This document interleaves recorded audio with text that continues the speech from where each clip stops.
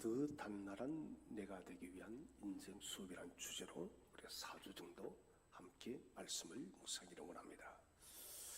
단단한 사람 하면 여러분 어떤 모습이 떠오릅니까? 어떤 상황에서도 흔들리지 않는 강인함, 그리고 자신의 감정을 드러내지 않는 포커페이스, 삶의 위기 속에서도 등대처럼 굳건히 서 있는 그런 사람을 우리는 떠올릴지 모릅니다.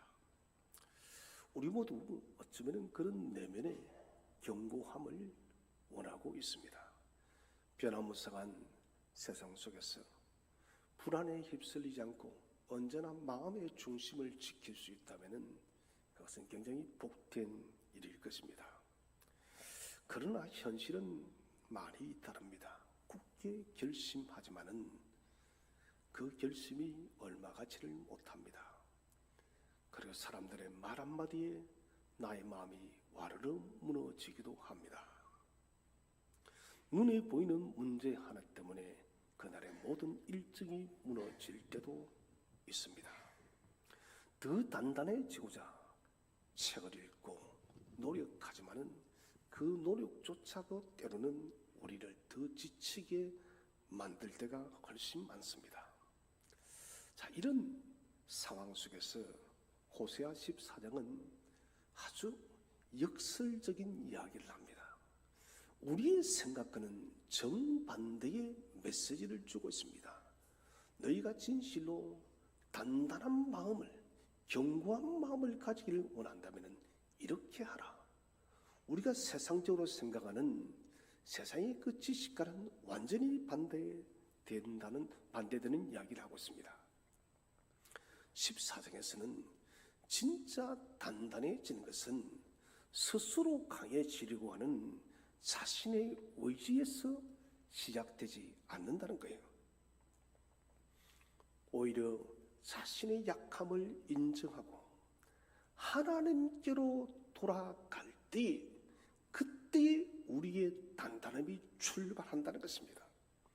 그래서 여호와께로 돌아간다는 것은 인생의 실패의 표시가 아니라 회복의 시작인 거예요. 오늘 말씀을 통해서 우리는 흔들리는 우리의 내면 시스템을 어떻게 하나님의 은혜로 재설정을 하고 세상이 줄 수 없는 견고함으로 다시 우리를 세울지 함께 생각하기를 원합니다. 첫 번째 주제는 어떻게 돌아가야 내면이 단단하게 세워지는가? 그것은 가장 값비싼 점을 입술의 송아지로 언어의 기초를 놓아야 됩니다. 자, 여러분, 건물을 지을 때 가장 중요한 부분은 보이는 외벽이 아닙니다. 그것은 땅의 기초예요. 기초가 튼튼해야 됩니다. 그래야만 지진이 일어날 때도 그 건물이 넘어지지 않고 굳건하게 서 있을 수 있는 거예요. 이것은 바로 보이는 외벽이 아니라 기초의 힘입니다. 우리의 내면도 마찬가지입니다. 염려와 불안, 수많은 변화되는 환경 앞에서 우리가 무너지지 않는 그 힘은 뭐냐? 내면의 뿌리가 깊어야 됩니다. 우리 다시 한번 2절 말씀을 읽어보겠습니다. 14장 2절 시작. 너는 말씀을 가지고 여호와께로 돌아와서 아뢰기를 모든 불의를 제거하시고 선한 바를 받으소서. 우리가 수송아지를 대신하여 입술의 열매를 주께 드리리이다. 자, 너는 말씀을 가지고 여호와께로 돌아오라. 이 돌아온다는 것은 제가 설교 시간에 참 많이 말씀드렸습니다. 쉬운 거예요. 회개입니다. 감정의 폭발이나 순간적인 슬픔 때문에 일어나는 것이 아니라 나의 깊은 죄책감에서 흘러내리는 눈물, 그 회개의 눈물에서 멈추지 아니하고 하나님께로 나아가는 것이 바로 슈버예요. 그래서 참된 회개는 삶의 방향과 가치와 기준, 내가 붙들고 있는 모든 것을 신뢰의 중심을 하나님께로 다시 드리는 것이, 하나님께로 재정렬을 하는 것이 바로 슈브, 해결하는 것입니다. 나침반이 흔들리다가도 결국 북쪽을 가리키듯이 우리의 마음과 생각, 시간과 물질, 관계와 인간관계의 모든 꿈들이 다시 하나님을 향하도록 재설정하는 것이 바로 이런 슈브예요. 어제까지 붙들고 내가 놓지 않았던 나의 안전망을 내려놓아야 돼요. 하나님의 주권자이심을 인정해야 됩니다. 행동의 방향의 패턴을 완전히 바꾸는 결단이 해결하는 것입니다. 하나님께 돌이킬 때에 비로소 우리는 무너졌던 우리의 영혼의 시스템이 바르게 다시 세팅이 되는 것입니다. 그 다음에 두 번째는 빈손이 아니라 다바르, 말씀입니다. 창조의 말씀을 붙드는 해결을 가지고 오라는 것입니다. 자, 다바르는 그냥 단순한 정부가 아닙니다. 말이 현실이 되는 능력이 다바르, 하나님의 말씀이에요. 사랑하신 성도 여러분, 하나님이 말씀하시면 그대로 이루어질 줄로 믿으시길 바랍니다. 말씀이 능력이에요. 하나님께서 다바르, 창세기 1장에서 빛이 있으라 하셨으니 빛이 생겼듯이 우리가 하나님의 언약의 말씀을 붙들고 그 말씀을 믿으면 그 약속이 그대로 성취될 줄로 믿으시길 바랍니다. 자, 그렇기 때문에 우리는 우리 자신 속에 정렬되지 못한 그런 감정을 하나님 앞에 가지고 나오는 것이 아닙니다. 그러면은 우리가 여호와께 나올 때 말씀을 가지고 나오라고 했으면 우리의 생각을 가지고 나오는 것이 아니다는 거예요. 그러면은 무엇을 가지고 나올까요? 그것은 바로 약속의 말씀을 가지고 하나님께로 나아가시기를 바랍니다. 하나님의 말씀을 들고 하나님 앞에 서게 되면 하나님은 그 말씀이 당신이 직접적으로 하신 말씀이기 때문에 능력으로 나타난다는 것입니다. 그래서 우리의 생각과 우리의 감정을 가지고 나아가는 것이 아니라 하나님이 이미 말씀하신 진리의 말씀으로 내 상황을 다시 설계하는 거예요. 여러분, 주님 앞에 나왔을 때 나의 생각으로 나의 인생을 다시 설정하지 마시기를 바랍니다. 하나님께서 내게 주시는 감동의 그 말씀으로 우리의 인생을 다시 설정하시기를 바랍니다. 언약의 말씀을 우리가 고백할 때 하나님이 질서 속으로 우리를 찾아오십니다. 그때 여러분, 우리의 삶이 다시 재배열되어집니다. 흔들렸던 내 마음, 불안했던 마음, 고민과 근심과 심령 속에 있던 삶의 모든 과정들이 주의 말씀이 우리 속에 다시 새롭게 정비되어질 때 여러분 그 모든 걱정과 염려와 두려움이 사라질 줄로 믿으시기를 바랍니다. 세 번째는 하나님께서 가장 귀히 받으시는 제사는 입술의 송아지입니다. 오늘 본문에서 말합니다. 우리가 숫송아지를 대신하여 입술의 열매를 주께 드리리이다. 당시 수송아지는 최고의 제물이었습니다. 이 수송아지는 가난한 사람이 드릴 수 있는 것이 아니었습니다. 부족의 대표나 지파의 대표나 귀족들이나 부유한 사람들이 드릴 수 있는 최상의 제물이었습니다. 성전이 무너진 시대에 하나님께서는 더 이상 짐승의 제사가 아닌 무엇을 받으시는가?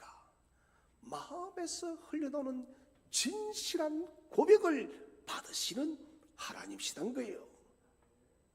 시편 69편 30절 31절에 시편 기자는 고백합니다.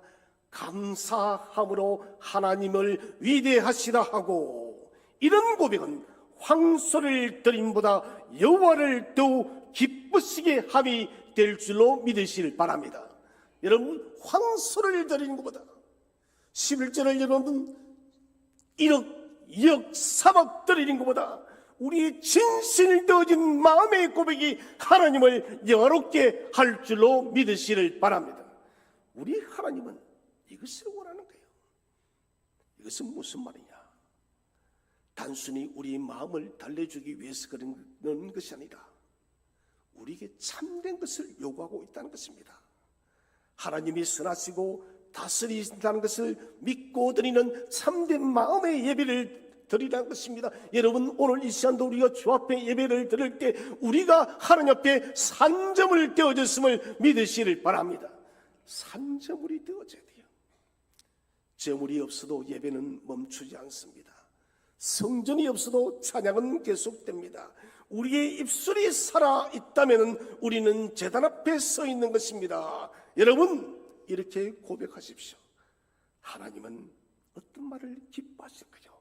주님이 하십니다. 주님 감사합니다. 이 믿음의 은혜를 가장 향기로운 예배로 받으심을 확신하시길 바랍니다. 그래서 우리는 언제나 주님 당신이 하십니다. 여러분, 내가 하는 게 아니에요. 왜 자꾸 우리가 하려고 하는 거예요? 여러분, 이거 하나님을 돌아서는 거예요. 내가 하기 때문에, 내가 이루기 때문에 감사가 없는 거예요. 여러분, 모든 것은 주님이 행하심을 믿으시기를 바랍니다. 주님이 행할 때에 우리에게 감사가 넘치는 거예요. 이때 우리의 말이 원망에서 감사로 바뀝니다. 내가 통제하려고 했던 그 욕망을 내려놓고 하나님께 맡기는 신뢰의 믿음이 생깁니다. 여러분, 이것이 바로 오늘날 입술의 송아지가 되어지는 거예요. 하나님은 천금보다 더 기뻐하는 것이 진실된 신뢰의 고백입니다. 여러분의 입술은 매 순간 마음의 벽돌을 쌓는 공사장에 있는 소장과도 똑같습니다. 하루 동안 나의 삶의 공사장에서 어떤 말이 흘러노는지를 가만히 한번 생각해 보십시오. 두려움이 밀려올 때 큰일 났다. 이 큰일 났다라는 벽돌을 올리면은 우리의 마음의 내면이 자꾸 약해집니다. 그러나 큰일 난 그 순간에 약속의 말씀을 입에 올릴 때 그때 이루는 믿음의 철근이 세워짐을 믿으시기를 바랍니다. 큰일 난 것이 아니에요. 하나님, 이 상황에 당신의 약속의 말씀을 떠올립니다. 이 약속의 말씀을 내 삶의 오늘의 현장에 심게 하여 주옵소서. 세상은 이렇게 말합니다. 감정이 흐르면은 말이 나온다고 합니다. 어디서도 맞죠. 그러나 성경은 그렇게 말하지 않습니다. 하나님의 약속의 말이 흐르면은 우리에게 말이 나올 줄로 믿으시길 바랍니다. 우리는 감정으로 말하는 사람이 아니라 하나님의 약속의 말씀이 우리를 흘러내리면은 그 말씀이 말로서 능력으로 나타나는 거예요. 그러므로 오늘 하루 지금 보이는 것만 말하는 사람이 되지 마십시오. 하나님이 하실 일을 선언하시기를 바랍니다. 지금 내 삶의 현장에 답답하고 힘겹고 어렵고 여러분 삶의 길이 보이지 않을지라도 약속의 말씀 때문에 행하실 하나님을 송축하시기를 바랍니다. 작은 한숨은 우리의 인생을 부수어버립니다. 그러나 한숨이 아니라 조용한 찬양은 우리의 내면을 더욱더 단단하게 만들 줄로 믿으시길 바랍니다. 불안이 속삭일 때 그 위에 하나님의 말씀으로 덮으시기를 바랍니다. 그렇게 쌓인 고백들은 결코 부서지지 않는 견고한 성이 될 줄로 믿으시길 바랍니다. 자, 두 번째 주제는 무엇을 끊어내야 내면이 진정으로 단단해질까요? 그것은 거짓 안전망을 끊어내고 하나님 한 분께만 기대십시오. 여러분, 아주 오래된 천년 되어진 나무가 있다고 생각해 봅시다. 겉은 멀쩡해 보여도 속이 썩어 있다면은 새잎이 아무리 붙어 있으려고 해도 붙을 수가 없습니다. 썩은 부분을 도려내고 죽은 가지를 잘라낼 때 비로소 생명이 돋아나는 것이에요. 가지는 고통스럽습니다. 잘라낼 때 고통스럽습니다. 그러나 그 순간부터 나무는 힘을 얻게 되어집니다. 신앙도 마찬가지입니다. 더 붙잡는 것이 신앙이 아닙니다. 여러분, 내 인생에서 과감하게 드러내는 것이 신앙임을 믿으시기를 바랍니다. 내가 가득 차면 안 돼요. 하나님은 우리를 약하게 만들기 위해서 잘라내는 것이 아니에요. 더 깊이 하나님께 뿌리 내리고 더 강하게 자라가도록 하기 위해서 우리의 삶 속에 불필요한 것들을 잘라내고 있다는 것입니다. 그래서 버린다는 것은 상실이 아니라 새로운 성장의 시작입니다. 하나님께로 돌아가 우리 내면을 단단하게 세우는 것은 단순히 새로운 것을 채우는 긍정적인 그런 말만이 아니에요. 생존을 위협하는 낡은 짐을 강하게 드러내어버리는 이런 단절이 우리에게 있어야 되는 거예요. 그래서 오늘 14장 3절은 이스라엘이 생존으로 붙들고 있었던 세 가지 거짓 안전망을 제거하라고 있습니다. 우리 3절을 다시 한번 읽어보겠습니다. 시작. 우리가 아수르의 구원을 의지하지 아니하며 말을 타지 아니하며 다시는 우리의 손으로 만든 것을 향하여 너희는 우리의 신이라 하지 아니하오리니 이는 그와가 주로 말미암아 긍휼을 얻음이니이다 할지니라. 자, 우리는 세 가지를 끊어낼 때 역전을 만들어내요. 그 첫 번째는 세상 권력과 시스템입니다. 현대판 아수르의 미혹과 단절을 해야 됩니다. 우리는 권력과 시스템이 우리를 강력하게 만들 줄로 생각합니다. 실제적으로 그렇게 보입니다. 그런데 하나님께서는 현대판 이 아수르와 너희가 단절할 때 너희가 진정 강해진다는 거예요. 오늘 성경은 말합니다. 아수르가 우리를 구원하지 못하겠나이다. 이스라엘은 아수르를 두려워하면서도 의지했습니다. 강대국과 동맹하여 붙어있으면 우리가 살 수 있을 것이다. 힘있는 제국이 우리를 도와준다면 우리는 살아남을 것이다. 이것이 북이스라엘의 생각이었습니다.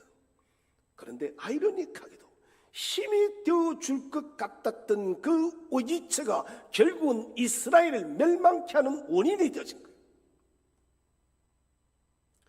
여러분, 참 이상합니다. 나는 이것을 가지면 내 인생이 더욱더 형통하고 내 힘이 더욱더 강력해지고 내 삶이 더욱더 풍족해질 것 같은데 여러분, 사실은 그렇지를 않아요.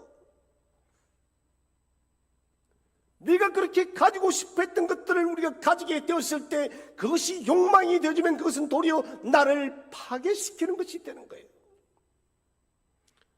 오늘 우리는 우리 아수르가 무엇인지를 생각해야 됩니다. 돈. 저 오늘 새벽에도 말씀드렸습니다. 돈은 중요하다고요. 돈은 중요해요. 그러나 이 돈이 우리의 삶의 의미가 되어지고 우리의 삶의 목적이 되어지고 우리의 삶의 가치가 되어지면 이것은 우상이 되어지는 거예요. 그래서 사도 바울은 경고하는 거예요. 돈을 사랑하는 것, 또 곧 돈을 우상으로 여기는 사람은, 돈을 주인으로 여기는 사람은 일만하게 뿌리라는 거예요. 그런데 우리는 돈이 우리의 대부분의 아수입니다. 좋은 직장, 그리고 좋은 집, 좋은 차. 현대인들은 인맥을 굉장히 중요시합니다. 내 주변에 이런 인맥들이 있다면 오늘날 우리의 아수입니다. 이것들은 선물일 수가 있지만은 사실은 이것을 내 안전의 피난처로 여기는 순간 그때부터 이것이 신이 되는 거예요. 이것을 우리는 경계해야 됩니다. 세상은 우리에게 속삭입니다. 네가 가진 능력, 그것이 너를 지켜내. 그러므로 너는 끊임없이 너를 개발시켜야 되고, 끊임없이 너를 무장해야 되고, 끊임없이 힘을 가져야 된다고. 그런데 성경은 역설적으로 말합니다. 시편 146편 3절 5절 귀인들을 의지하지 말며 높은 권력자들을 의지하지 말며 세상의 힘에 의지하지 말며 여호와에게 소망을 두는 자는 복이 있도다. 할렐루야. 여러분, 성경은 언제나 역설적이에요. 가장 위험한 우상은 금덩어리 우상이 아닙니다. 은덩이로 만든 송아지가 아니에요. 합리적이고 유능해 보이는 내가 믿고 있는 그 구조, 그 인들의 내 영혼을 위탁하는 것이 가장 강력한 우상이 되어버렸어요. 이게 지금 여러분 현대인들의 우상이에요. 그래서 지금 사람들이 불철주야로 뛰는 거예요. 심해는 죽는 것 같아요. 남녀 이제는 여러분 결혼하면 모두가 맞벌입니다. 왜요? 그렇게 벌고 그렇게 쌓아둬야만 내 인생이 안전할 것 같기 때문에 그렇게 마땅히 살아야 된다 생각하는 것입니다. 그렇게 살다 보니 하나님을 놓쳐버려요. 일주일의 삶이 번아웃이 찾아옵니다. 회사일이 모든 것이 되어졌기 때문에 주 이전에 나와서 하나님을 예배하고 싶은 마음들이 사라지는 것입니다. 하나님을 대신하여 물질이 내 삶의 주인이 되고 있다는 거예요. 내 출세가, 내 직장이 하나님의 자리를 대신하고 있다는 것입니다. 여러분, 이것은 굉장히 위험합니다. 이것이 나를 튼튼하게 해주는 것이 아닙니다. 단단한 내면은 내가 가진 능력과 재능과 힘들이 아니라 하나님의 주권의 무게의 중심을 둘 때 우리의 내면이 강력해질 줄로 믿으시를 바랍니다. 하나님께 중심을 둬야 돼요. 두 번째, 속도와 효율. 현대판 말을 단절해야 됩니다. 오늘 본문에 우리가 말을 타지 아니하며, 자주 말씀드렸다시피 고대 전쟁에서 말은 최첨단 무기입니다. 우리나라도 이번에 APEC 정상 전에 트럼프와 대통령과 협의해서 핵 추진 잠수함을 우리가 이제 소유하게 되었습니다. 저는 그것을 들으면서 두 가지 생각이 들었습니다. 군사력으로 튼튼해졌다. 그런 동시에 언젠가 한국교회도 이제는 세계 국가 방위 군사 능력 5인, 6인 대한민국의 군사력이 평화의 신이 됐다는 거예요. 여러분, 대한민국의 평안과 안전은 무기에 있는 것이 아니라, 군사력에 있는 것이 아니라 하나님께 있음을 믿으시길 바랍니다. 하나님께 있는 거예요.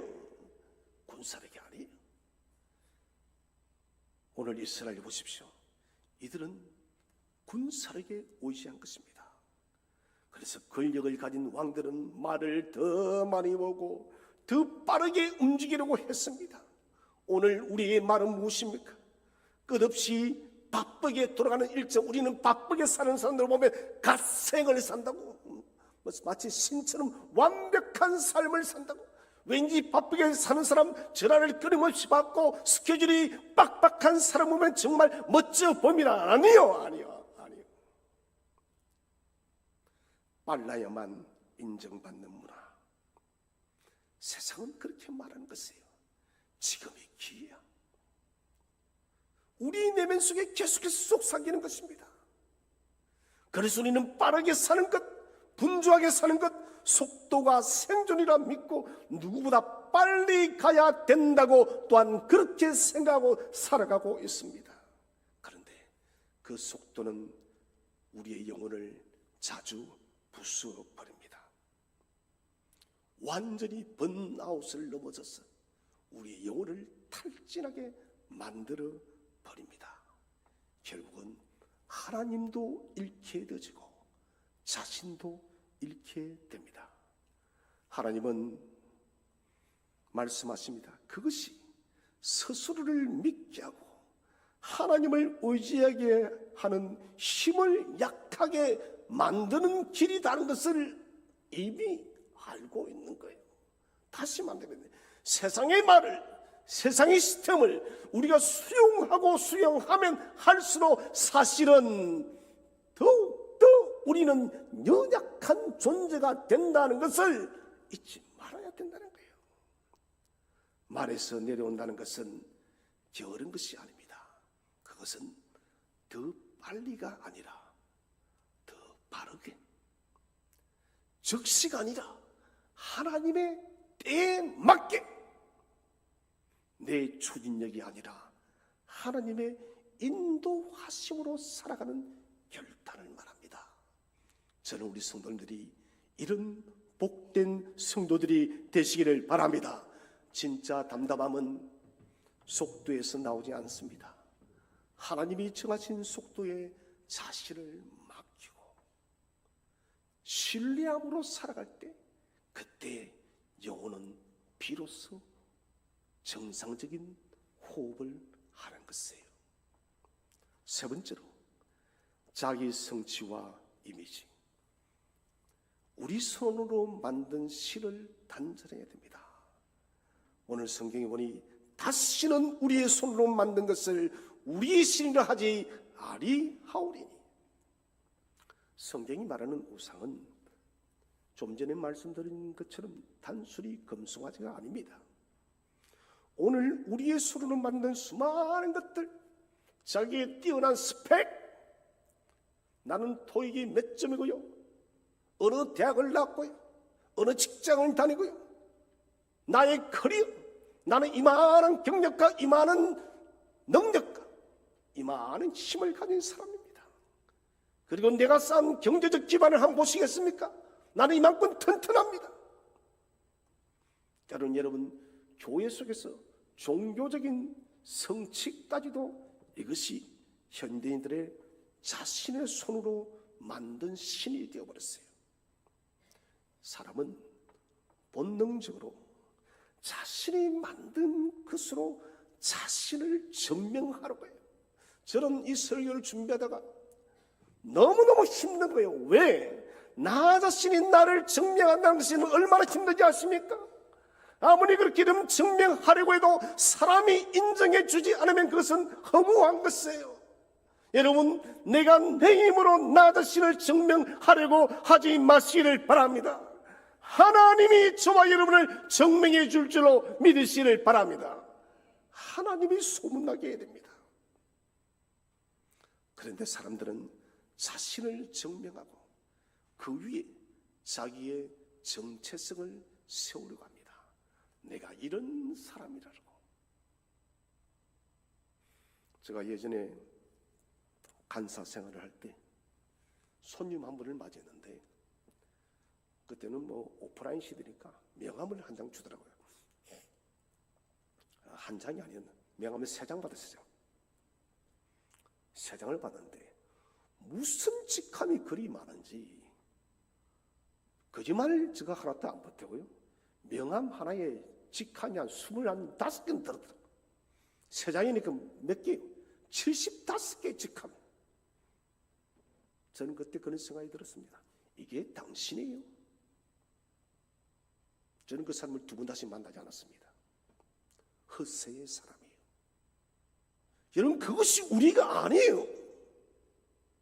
내가 만들어 놓은 어떤 결과물, 인생의 스펙들, 인생의 성과물이 내가 아닙니다. 여러분, 하나님이 우리의 존재를 증명함을 믿으시기를 바랍니다. 여러분, 하나님이 우리를 증명하는 거예요. 나는 너의 하나님이고, 나는 너의 아버지고, 너는 나의 백성이고, 너는 나의 자녀이다. 이게 우리의 정체성이에요.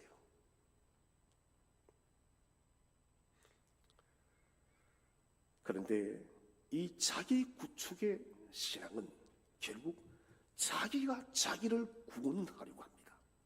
무슨 말입니까? 끊임없이 자기 인생의 업적을 쌓아야만 자기 인생이 안전해 보이거든요. 여러분, 근데 인생이 우습지 않던가요?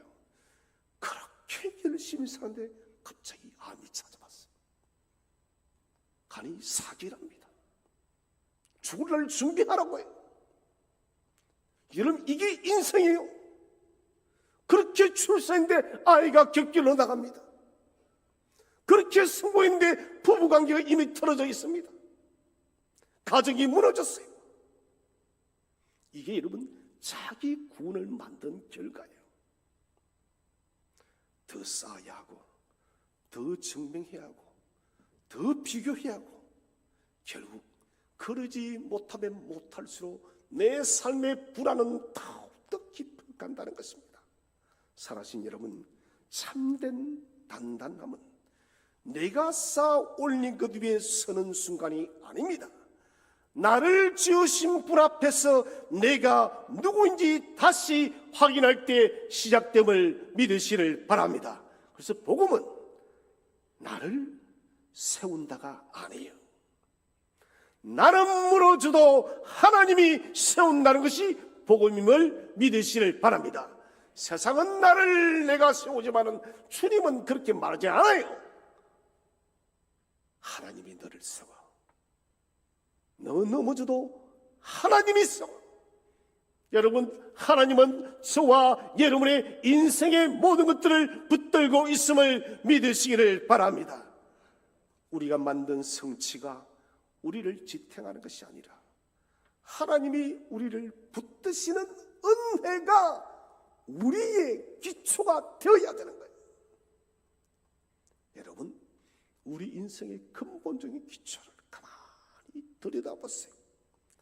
하나님의 은혜인지 아니면 내가 만든 구원의 힘들인지 깊이 생각해야 됩니다. 네 번째로 역설의 성리입니다. 가장 약한 곳이 가장 단단한 곳입니다. 자, 세 가지 오이철을 내려놓고 난 뒤에 이스라엘의 마지막 고백은 아주 놀랍습니다. 이는 고아가 주로 말미암아 긍휼을 얻음이니라. 여러분, 고대 사회의 가장 불쌍한 사람은 고아와 가부였습니다. 스스로 지킬 힘도 없고 의지할 사람도 없는 존재입니다. 그런데 하나님 앞에서는 이 무능의 자리, 약함의 자리, 의지할 것이 전혀 없는 자리가 오히려 하나님의 은혜의 강물이 흘러가는 통로가 됨을 믿으시를 바랍니다. 가장 약한 때예요. 사람이 기대던 힘이 모두 사라졌을 때, 그때 우리는 비로소 하나님 한 분을 바라보게 됩니다. 그 자리에서 하나님의 긍휼이 강력하게 흘러 들어오는 거예요. 여러분, 너무 강하려고 하지 마시기 바랍니다. 하나님 앞에서 연약함을 고백하시기를 바랍니다. 하나님 앞에 연약할 때, 자신의 무능함을 고백할 때 하나님은 은혜로 찾아오는 거예요. 참된 견고함은 내가 진 것을 강하게 붙드는 것이 견고한 것이 아닙니다.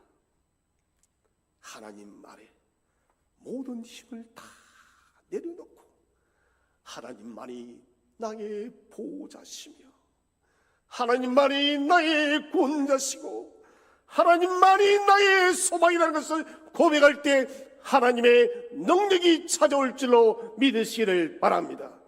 그래서 신앙의 성장은 내 능력을 키우는 것이 아닙니다. 세상은 그렇게 말하죠. 자신을 키우는 것은 자신의 능력이 중요하다고. 그런데 성경은 그렇게 말하지 않습니다. 내가 의지하던 인생의 자리를 다 하나님께 내어드리며 그분을 더 깊이 신뢰할 때 그것이 능력이 되는 거예요. 약함을 인정하는 자리가 곧 하나님께 붙들린 가장 단단한 자리가 된다는 것이에요. 우리는 종종 더 단단해지기 위해서 더 많이 쌓습니다. 그래, 더 쌓아야 돼. 돈은 많을수록 좋은 거야. 수단과 방법을 가리지 말아야지. 집은 클수록 좋은 거야. 여러분, 집 그리 크가 뭐 하려고요? 제가 볼 땐 지금 4인 가족에서는 30평이 충분해요. 안 그래요, 여러분? 50평 살아서 못하게요. 70평 살아서 못하게요. 뭐 부부가 아이들 다 각방 쓰고 그게 뭐가 행복해? 그런데 우리는 더 큰 집, 더 좋은 차,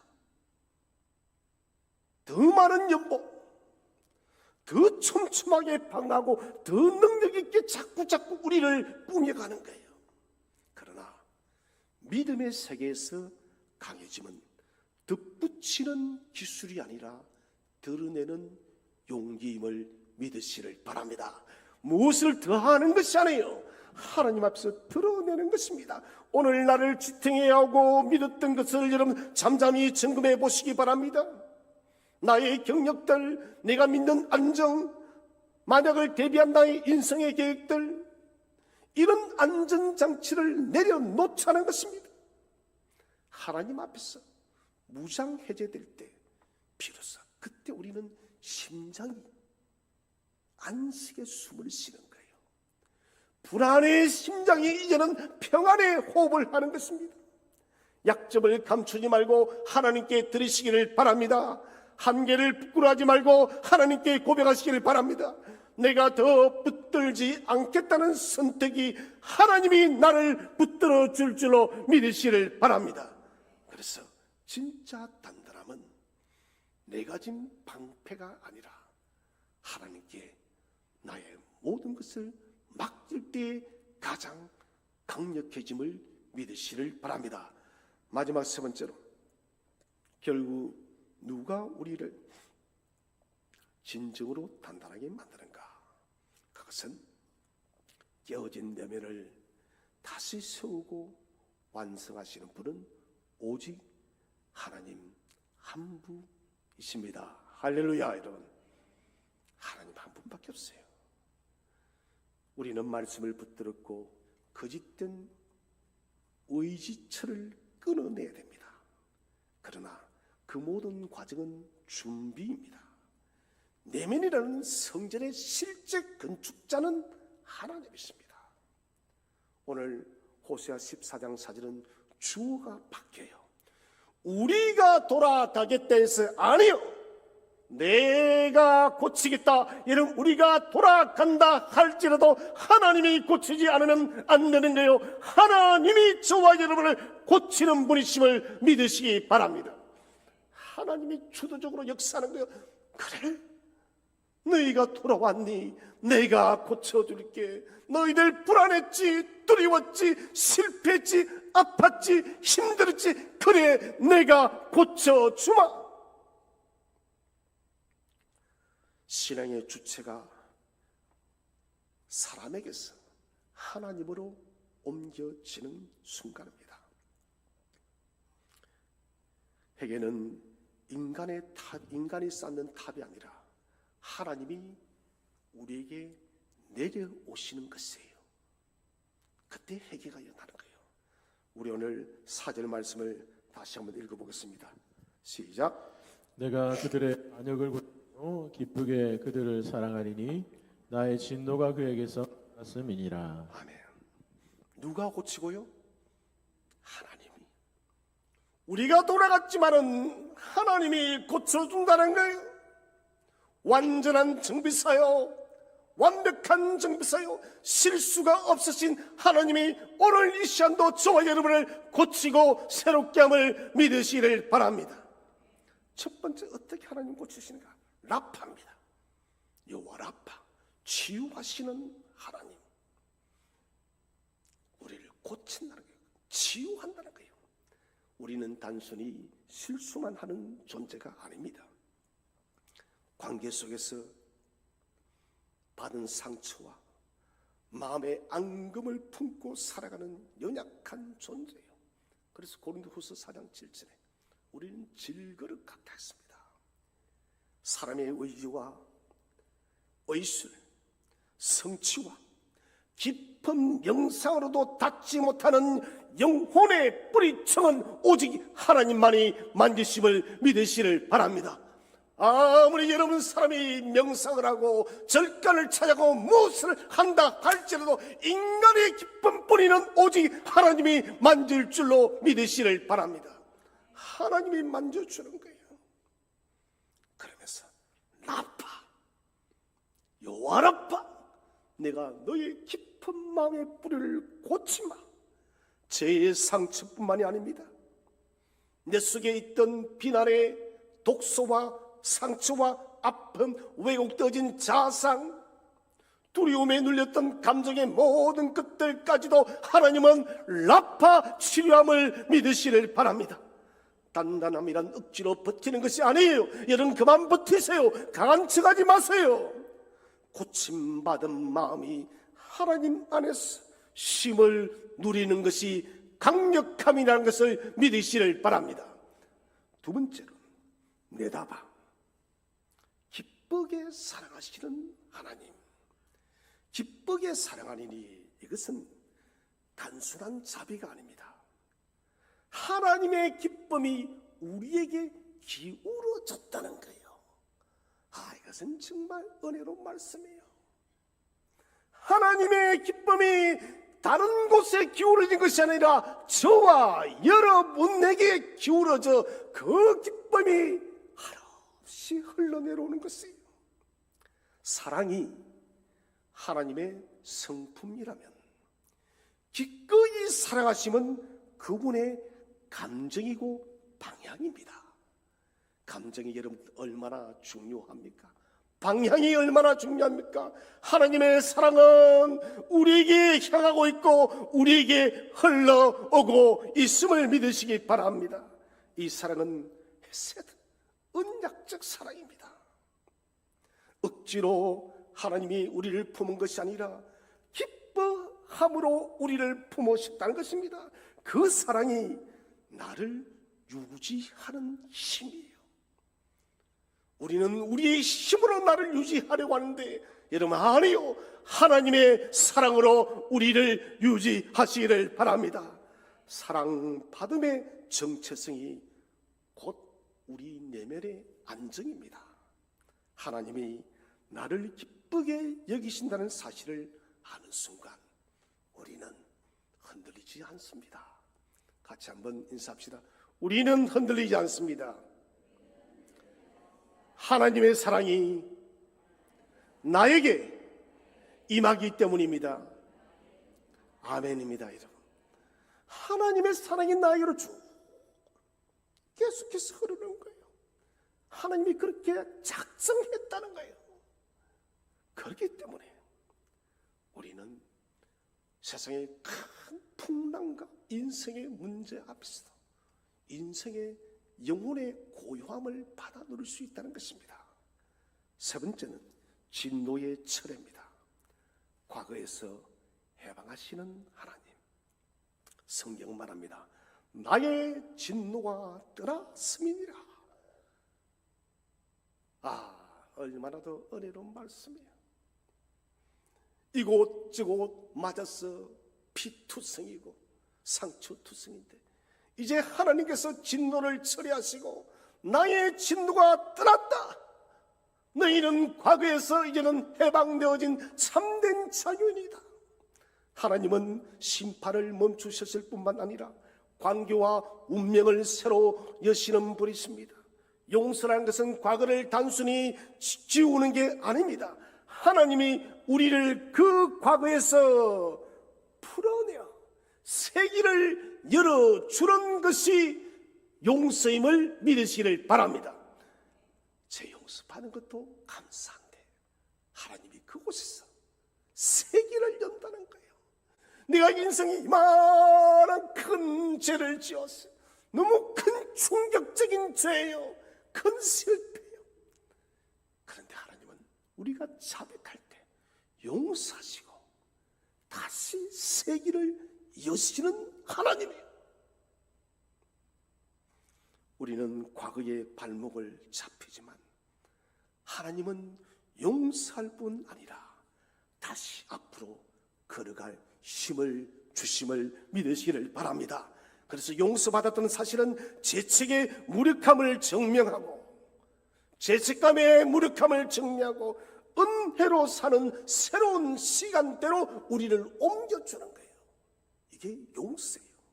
그래서 용서는 끝이 아니라 출발점이며 은혜는 과거에서 현재로 현재에서 미래로 우리를 밀어 올리는 힘이란 것을 확신하시기를 바랍니다.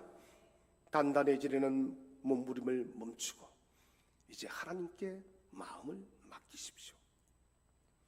금이 가고 상처간 영혼의 균열을 내가 메우려고 애쓰지 말고 치료하시는 저와 라파 하나님께 치료의 시간을 허락하시기를 바랍니다.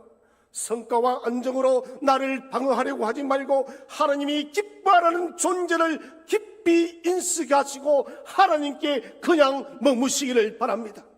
과거의 실패를 붙잡고 자신을 정지하지 마시고 이제는 하나님이 여시는 미래의 새로운 길로 나아가시기를 바랍니다. 강한 척하는 것이 강한 것이 아닙니다. 하나님의 은혜 안에 머무르는 것이 진정한 강함임을 믿으시기를 바랍니다. 그래서 우리의 과제는 완벽해지는 것이 아니에요. 저는 완벽주의를 싫어해요. 어떤 분들이 저를 잘 모르고 목사님 완벽주의자입니까? 저는 그렇지 않아요. 저는 참 털털하고 좀 구멍이 참 많아요. 일을 하다 보면. 저는 그런데 예전에는 완벽주의자를 부류했다가 요즘에는 참 내가 구멍이 많은 게 은혜다. 왜 그 생각이냐면 구멍이 많기 때문에 더 기도하게 되더라니까요. 여러분 그렇지 않나요? 완벽하면 기도 안 해요. 저는 얼굴 때문에 한 번도 기도해 본 적이 없습니다. 너무 만족스러웠어요. 이 말하면 됐지 뭐. 교만해요. 여러분 우리가 구멍이 좀 있어야 됩니다. 그래서 우리는 완벽함이 과제가 아니라 은혜의 손길이 닿을 틈을 하나님께 드리시기를 바랍니다. 기도도 계획하지 마세요. 나를 자꾸 컨트롤 하려고 하지 마십시오. 그냥 이렇게 고백해 보십시오. 주님, 나는 나를 내가 고치는 것이 아니라 주님께서 다시 지으십니다.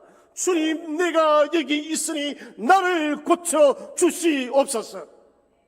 이 고백이 중요한 거예요. 사랑하는 성도 여러분, 단단함은 세상이 만드는 근육이 아닙니다. 내 힘으로 무거워지는 강철 마인드도 아니, 하나님께 다시 돌아가는 마음에서, 하나님을 신뢰하는 마음에서 말씀으로 돌아섰을 때 저와 여러분의 내면이 단단해질 줄로 믿으시기를 바랍니다. 그래서 오늘 하나님께 우리를 다시 지으시도록 맡기시기를 바랍니다. 하나님께 전적으로 우리를 위탁함으로 우리의 내면이 주 안에서 더욱더 단단해지는 저와 여러분 되시기를 주의 이름으로 축원드립니다.